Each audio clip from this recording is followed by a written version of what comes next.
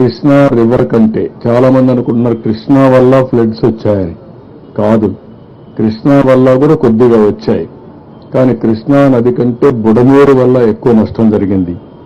బుడమేరులో కూడా ఈ విపత్తు రావడానికి ప్రధానమైన కారణం వీళ్ళు ఇష్టానుసారంగా ఏదంటే ఒక పక్క టౌన్ పెరిగింది, టౌన్ పెరిగిందనే భూమిలో ఇల్లు పెరిగాయి, దీంతో కబ్జా రాయళ్ళు వచ్చారు, ఎక్కడికక్కడ వాగులు ఇవన్నీ కూడా కబ్జా చేసి మొత్తం ఇబ్బంది కలిగించే పరిస్థితి వచ్చారు.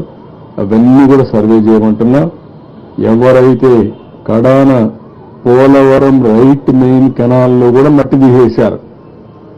ఎంత నీచులంటే, ఎంత దుర్మార్గులంటే, ఒక కాలువ, ఆ కాలువని సపోర్ట్ ఇచ్చేది ఆ గట్టులు, అలాంటి గట్టులో కూడా మట్టి తీసేసే పరిస్థితికి వచ్చారు.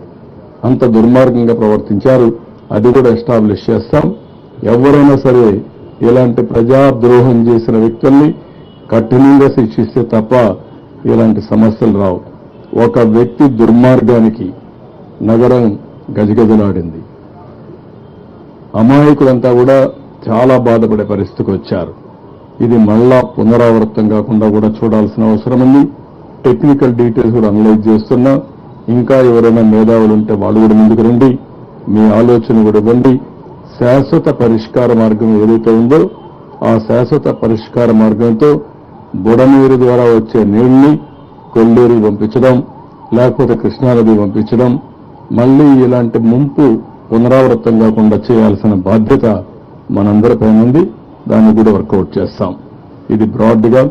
ఇంకో పక్క ఈరోజు ఉద్యోగస్తులు కూడా స్వచ్ఛందంగా వచ్చారు.